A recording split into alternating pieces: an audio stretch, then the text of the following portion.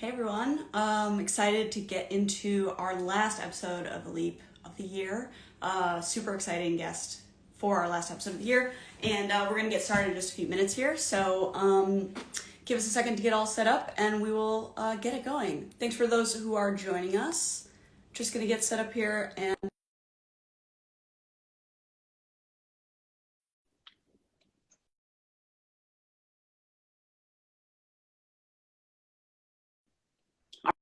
all right. Here we go. Yes. Okay. I was like, is Instagram gonna be? Yeah, I was like, is Instagram gonna be difficult today? But no, we're good. We're good. It's so great to meet you. Thanks so much for joining us. Yeah. Of course. So I'm just gonna do a quick little intro for folks that are new to the series, and then we'll get right into it. So welcome back to Leap, y'all. If this is your first time here, hey, I'm Virtual Studios. So we make it really easy to price complex projects and split payments. Every week, I interview a different creative entrepreneur about their journey taking a leap. This week's guest is super special, last guest of the year. Really excited about the conversation today. So Tori Dunlap is an internationally recognized money and career expert. And I listened to a bunch of your podcast episodes, so I can vouch that, yes, that is definitely the case.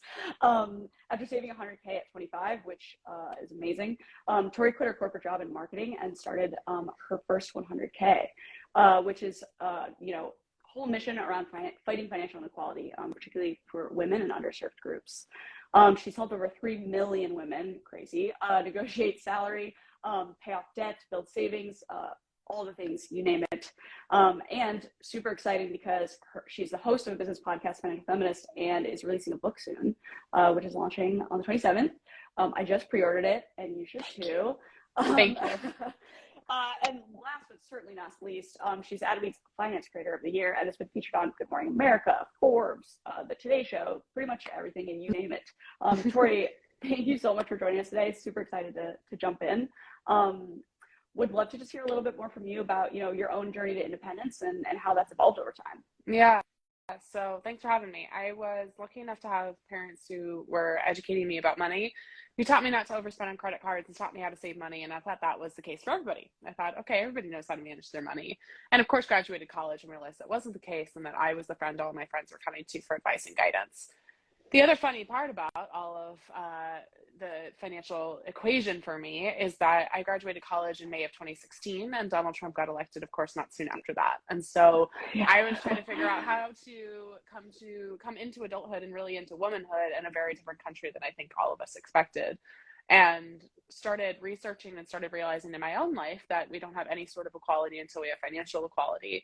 And that if we get more money into more women's hands, the entire world starts to change. So I was running social media for companies. That was what I was doing in my 9 to 5. And then I was growing her first 100K on the side. So I hit my 100K goal, as you mentioned, in 2019. I went to Europe to celebrate, got the call for Good Morning America when I was abroad, did an interview and quit my job 3 weeks later. And then the rest has been crazy since then. So we have a podcast called Financial Feminist, a book called Financial Feminist. We have a community now of almost 4 million people. And it's just been absolutely crazy. And we fight the patriarchy by getting people rich. I love that. Amen, honestly. And I could not agree more. I mean, it's crazy that, in the 1970s, which was like 50 years ago, I couldn't even have a bank account. Right. Couldn't even have a bank account. Right. Wild. Just absolutely nuts. But we have come a long way. And I feel like in doing so, there's been also a lot of pushback because whenever there's progress, right, especially for particular groups, people tend to push back. So I wanted to start by just digging in a little bit and asking you about what it's been like kind of going head to head with some more of the traditional sort of finance voices in the space that are sort of geared and grounded in, I think, a very old school train of thought. It's been very different. Unfortunately, the acknowledgement of systemic oppression is somewhat novel in personal finance, and it shouldn't be. Especially with more traditional experts. Your personal finance equation is about 20% your personal choices and 80% circumstantial. And yet very few experts, especially traditional experts, acknowledge that piece of the puzzle, which is the predominant piece of the puzzle. And I think the other thing too is, especially he who must not be named, Dave Ramsey, focuses a lot on shame and judgment, and again, does not acknowledge any of these systemic issues that make up the bulk of that equation, and really shames you and tells you, okay, if you're not rich, it's because you're not working hard enough.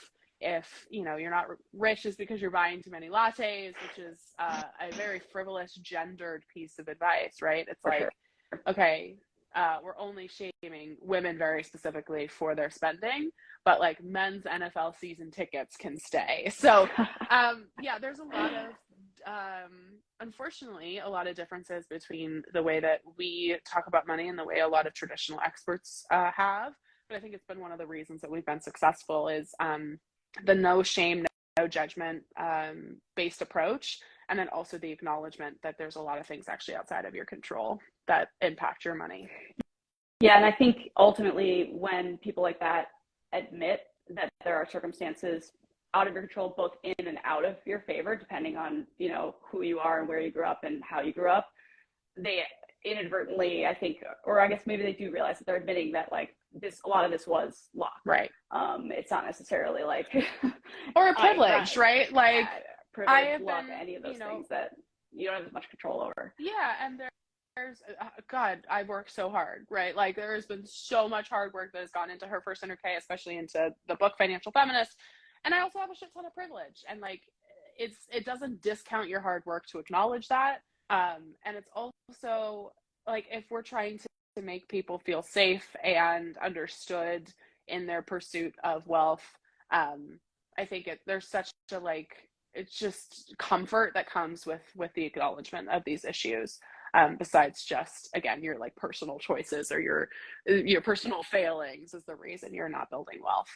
Yeah, definitely. And I respect that, because I think when it comes to money in particular and talking about money, there's two main like ends of the spectrum, which is like fear or hope. And I think a lot of that side of the coin is about fear, like making people, scaring them into buying the course or buying the book or whatever it is. And I think that taking like the total different approach of really, acknowledging those things and then giving actual ways that are more positive and hopeful about like what we can do about it is huge. So I definitely really respect just not going down that easy kind of dark road that I think a lot of people tend to go down. Yeah. I wanted to ask, when it does come to women and their financial journey, I think that we ask a lot about like what we're doing wrong. So I did want to ask you, like, what do you think women are doing right when it comes to their financial journey? I love this question. There's actually so many statistics, so much data that shows that when women are managing their money, we manage it better than men. We are more successful in building wealth, like investing in particular. Like we are less likely to invest than men. And literally I'm about to do like an investing 101 workshop right after this, where I'm hoping to bridge that gap. But actually when women do start investing, we outperform men. Like women are better investors than men. I think women are, we are both conditioned and expected, and also demand ourselves to be very altruistic, which unfortunately I think a lot of groups weaponize, but provides us a really beautiful opportunity to change the systems that exist, to change our communities, and to use money as a tool and a resource to better our own life and to better other people's lives. I think that generosity is huge.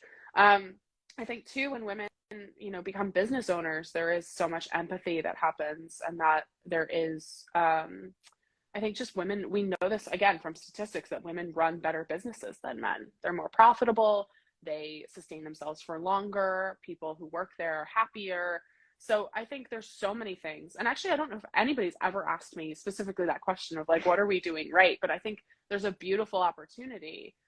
When women have money, they have options, they have choices to build the life that they want. And we're living in a society that conditions us to play small. And when you do have money, and I'm not talking like Jeff Bezos money, I'm just talking like enough money to survive, you get the opportunity to start to play bigger. And I think really magical things happen at that conjunction. Yeah, that junction.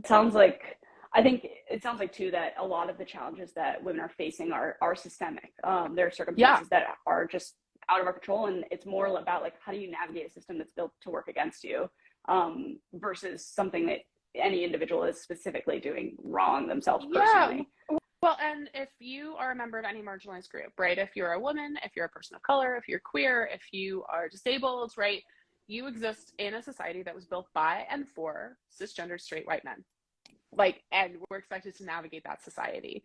And so for me, financial feminism, as we define it in the book and on the podcast, it's like all about oxygen masks. Like, you got to put your own oxygen mask on first. And then when you're taken care of, you get to help others, and you get to make sure that everybody has the opportunity to have an oxygen mask in the first place, right? Yeah. But you can only do that if you have oxygen, if you're able to breathe. And I say in the book, like, I don't want to win capitalism because that means, like, I probably exploited somebody, right? Like, if I'm a billionaire, I probably exploited somebody, but I don't want to lose capitalism because that means deep suffering to myself and to my family and to my community, right? Yeah. And unless you choose to opt out and you pull like a Discovery Channel show and you like live off the grid in Alaska, which is like not realistic for most people, like, you have to participate. And so, yeah. excuse me, the idea is like, how do we participate by doing the least harm, by taking care of ourselves, so we can then change the system that exists to make sure everybody's taken care of. Yeah, I love that. It is such a challenge to operate within a system that is like built to work against and oppressive. Yeah. Right. And I think that, like, yeah, there's like that added weight on your shoulders around, doing the right thing and being the one that's like not like the guys out there and not like all the things that they're doing. And I think that there is a fine line there around being able to obtain the level of wealth or power to be able to make changes that you really want at a larger level without, stepping on people's necks to get there. And you're going to do it imperfectly, right? You're going to do it imperfectly. There is no like perfect decision that doesn't affect anybody, again, under capitalism, right? And that's one of the questions I get all the time is, it's like, but Tori, there's no feminism under capitalism. And like, yeah, that's true. They're like, the pure version of feminism does not exist under capitalism. It can't. However, we're dealing with what we got. And the idea is that, like, I've written the book and started the podcast as a survival guide. It's a survival guide to navigate all of this to the best of your ability, to do, again, the least harm. And then when you're taken care of, working to change the system that exists for everybody. Yeah, super powerful. What do you think, like, so in terms of like when a system is working against you in any way, shape, or form, I think it also conditions us to think in a certain way. Oh yeah. And you can't help that. Like, it is what we've been told. So what do you think is sort of the biggest mindset shift that you feel women are needing to take in order to be successful? And then what do you think has helped us, like, let go of some of those feelings or preconceived notions just based on, like, a life of conditioning, basically? Yeah. Again, I love this question, and it's why I spend literally every half of every chapter in my book talking about all of the narratives, or, to your point, the preconceived notions that we have been believing or that have been perpetuated. I'll give you a couple that everybody has heard, and anybody watching, you can tell me below if you've heard one of these. One, talking about money is taboo, right? Talking about money is gauche or impolite, and you shouldn't do it. We are statistically more likely to have any other uncomfortable conversation before we'll talk about money. And that includes death, sex, politics, religion, anything else. And that's my not so conspiracy theory, is that, that narrative is perpetuated to keep us underpaid and overworked. Because if we don't talk about money, we have no idea what's going on, right? Second narrative is that the pursuit of wealth is wrong, right? Or bad or immoral. A stack of government issued paper has no moral value. It's a stack of paper, right? But what you do with that stack of paper has the opportunity to either, again, change the society in a great way or a not so great way. You have plenty of people who are using money in really corrupt, evil ways. You have plenty of people who are using money as, a tool to build lives that they love and to create communities that they want to see. So the pursuit of wealth is not wrong or bad, yet we condition women, especially, or any marginalized group, to not pursue wealth because you're greedy, it's, again, evil, like, don't contribute, but that keeps you, again, underpaid and overworked. A third narrative is that, like we were talking about before, of like bootstraps, of like, if you are not rich, it's because you don't work hard enough. And of course, that's not it. It's systemic oppression. That's the reason why you're not able to get ahead, right? Not necessarily your own hard work or your own lack of hard work. There's so many narratives that investing is intimidating, that if you have debt, you're a bad person, that in order to save money, you need to halt all of your spending, and that you can't spend money and also save money. And we talk about literally like every single chapter in my book. The first half is like, what are these narratives? Why are they bullshit? And then what can we do about them? Money is emotional, it's psychological, and so many of these narratives are actively keeping us back and holding us back from pursuing wealth. Just because we've been conditioned to believe them on purpose. If you have a society and a system telling you these narratives, well, then again, you're kept controllable. You're kept, you're playing small. Yeah, and it's funny, like, so a large part of our product is pricing data, and we publish all this pricing data based on how like tens of thousands of freelancers are charging for their services. And this was one of the biggest rallying cries that we've had, which is like, if we don't talk about what we're charging and how much money we're making or how much money clients are paying, it just gives the clients more power to be like, hey, if you won't do it for $5, I'll find somebody who will. And I think the race to the bottom is fed like gasoline on fire when we're silent about it and when we don't talk about it. And just by putting these numbers out there and starting that conversation and opening it up, we've seen people tripling income just because they didn't know, I didn't know I could ask for that much. Right. Or, I didn't know, like, what? People are charging this much? Yeah. Yeah.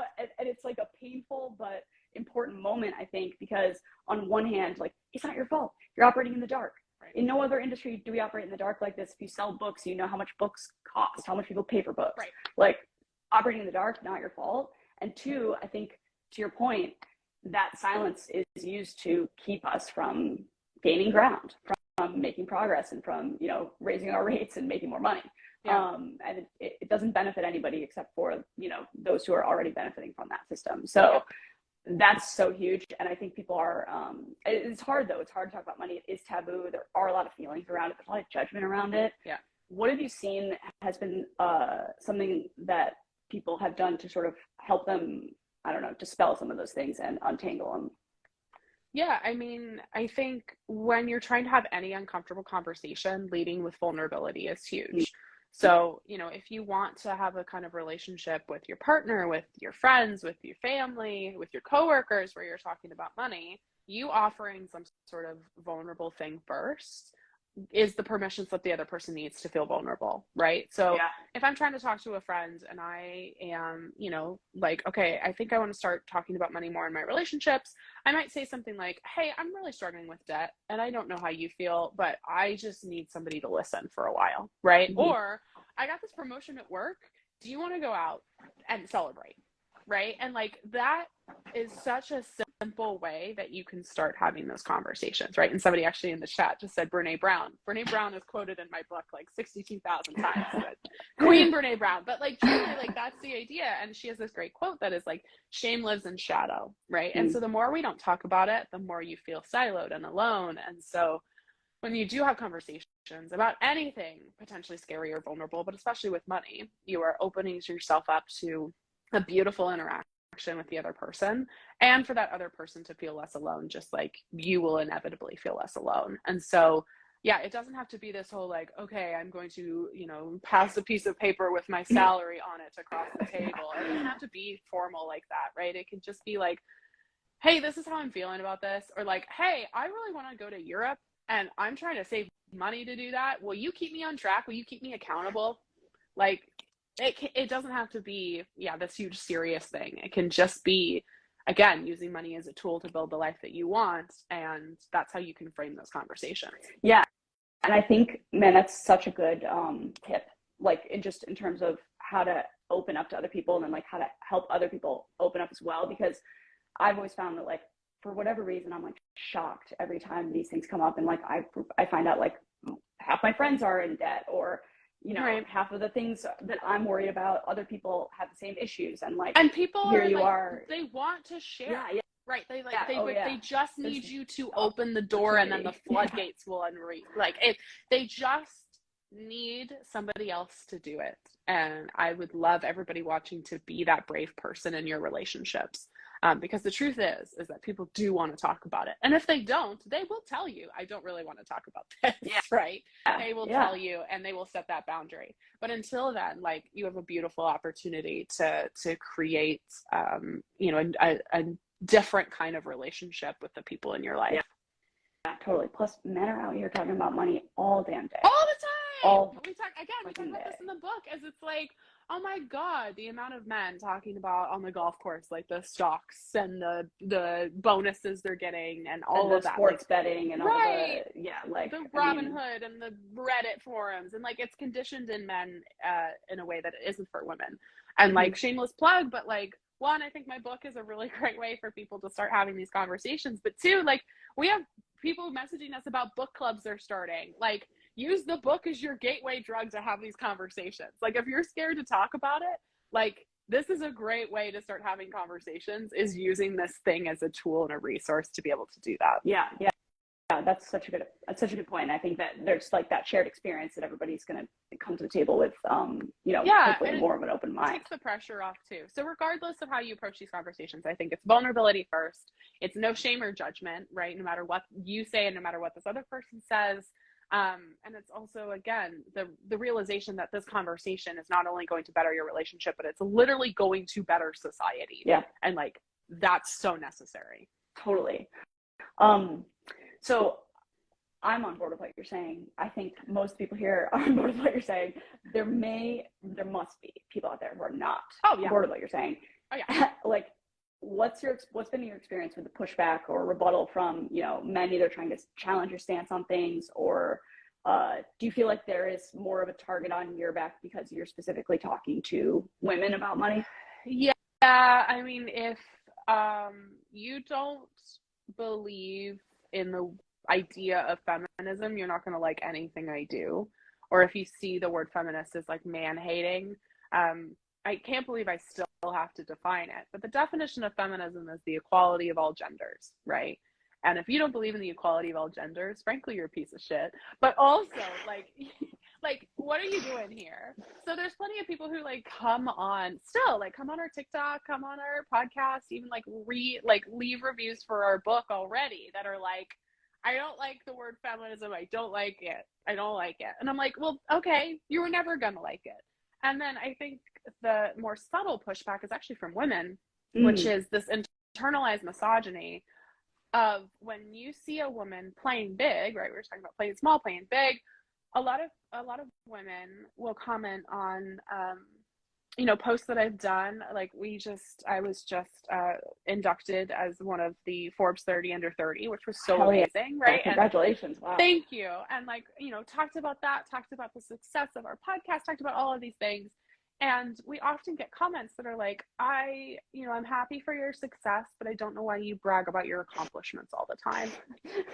And Forbes 30, like what? Right. I have so much empathy for that person. And typically they are women or non-binary people, because what's been happening since the dawn of society is we have been conditioned as a member of any marginalized group to believe that there is only one seat at the table. Yeah. And so if someone else has the audacity to play big, well, they're threatening your status. They're threatening your potential for that one seat.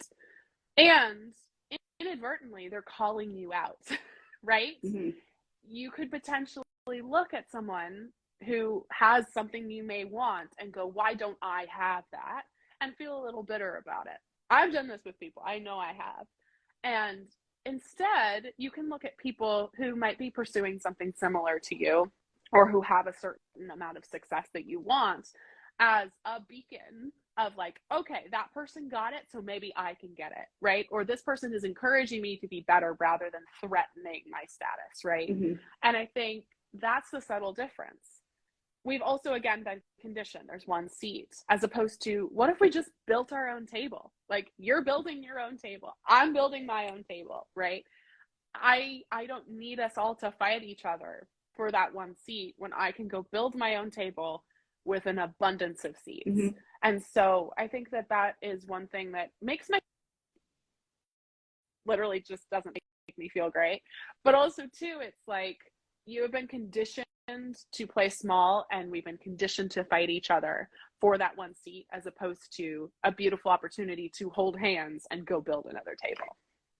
Yeah, and I'm glad that you brought this up, because I think, like, you know, this narrative exists too in the investor community, and people say a lot like, yeah, well, first of all, venture capital with female-founded companies went down for the last 3 consecutive years. Yep. Somehow we went down further from 2%, so now we're at like 1.8 or something. Didn't think like, it was possible, but yeah, but like, here we go. Here comes the bar, and like, I think that a lot of the narrative around this is like, what are women doing wrong? Like what, and if there are more women in venture capital, there will be more women funded, et cetera, et cetera. But, you know, I've also found that because of all the narratives out there and because of all the pressure on women to, like, if you don't pick the unicorn deal, like, you don't get 10 chances, you get like 2. And if you don't nail it, then like, you're not going to be the guy who's still a partner, you know, 10 years from now or whatever. Oh, I mean, I think about all of the time, like the amount of straight white men who can fail and fail again and fail again and still get like a ridiculous amount of funding.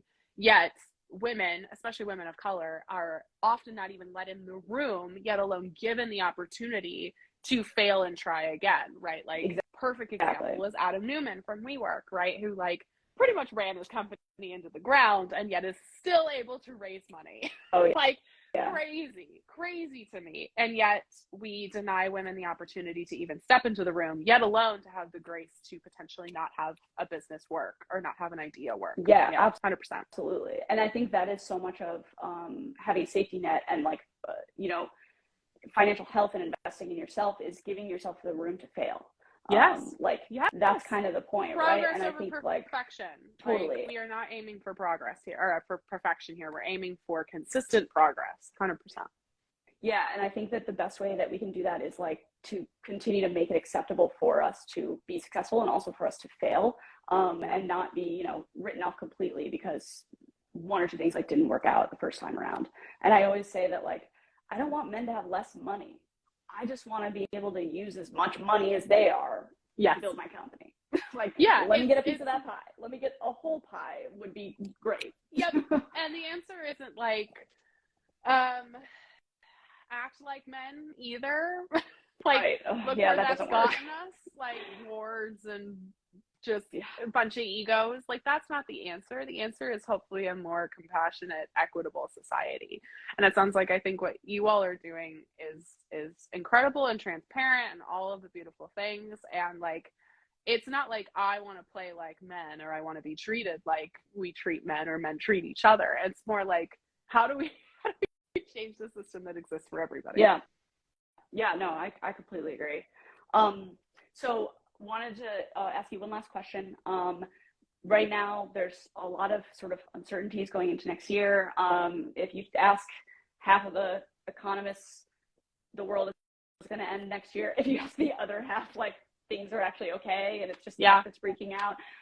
But there are a lot of people going through layoffs right now, and a lot of you know, big companies who are laying a lot of people off, which means there's probably a lot of people going freelance right now, by choice maybe, but also maybe not by choice. So I wanted to ask you, do you have any, you know, advice for folks who are looking to take the leap into starting an independent business, what they should be considering or thinking about? Oh my gosh, so many things. There's so many things I wish I could go back and tell myself. One, I'll give you a very specific piece of advice. Ask, what is your budget? All of the time. Amen. Like, as opposed to giving your rates, asking, like, what is your budget? Because a bunch of people will want to pay you more than you realize, and you don't want to undercut yourself out of money. And also a bunch of people will have the audacity to ask for your services and not pay you. And there's something especially really stupid that happens when you say, what is your budget? And they go, we can't pay you. It makes them look absolutely idiotic. So what is your budget is such a magical question. And regardless of whether you're a freelancer or not, what is your budget is an incredibly powerful question. In terms of like the more touchy-feely, fluffy advice, I would say give yourself so much grace. There were so many things I didn't know when I started freelancing and started running my own business. And if you can and you have the resources to, get people around you who do know, and follow people and follow companies who can guide you. I learn something new as an entrepreneur every day. I am challenged. I was going to say every day, but at this point it's like every hour I am challenged with something new. And you navigate it to the best of your ability. And sometimes you're going to fuck up, and like just having grace and understanding for that. And then using those moments of failure or an error to make a difference in how you show up later. Yeah, I couldn't agree more with any of that, all of that, honestly, because I think like, especially on your first point, oh man, I always joke, I'm like, what's your budget? What's your rate? It's like that Spider-Man meme. Yeah. Where they're like pointing at each other. Totally. And, nope, that's it. Yeah. And like, also, we have a great blog post. If you're uncomfortable saying what is your budget, we have a great blog post about other ways you can ask about budget without really asking about budget. Like, what kind of resources do you have allocated to this initiative?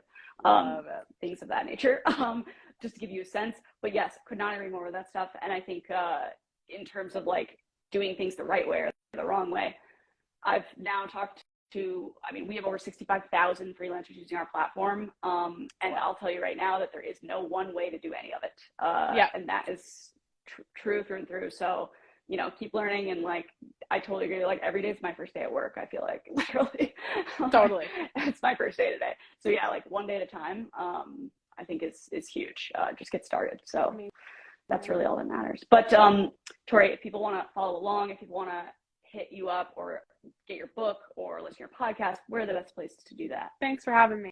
Yeah, Her First 100K, it's up top. You can follow us. We're also at Her First 100K on all of the other socials and herfirst100k.com. We have a book coming out available for pre-order called Financial Feminist. We also, if you could see it, have a podcast called Financial Feminist that's available wherever you get your podcasts. And I would just love to have you as part of the community. So thanks for having me. Amazing. Thank you so much. Everybody, have a good holiday. Have a good new year. We will see you fresh and bright-eyed, and hopefully you get some sleep. Next year, 2023. Tori, thank you so much again for joining us. Really appreciate it. And have a good night, everybody. See y'all later. Bye, everybody.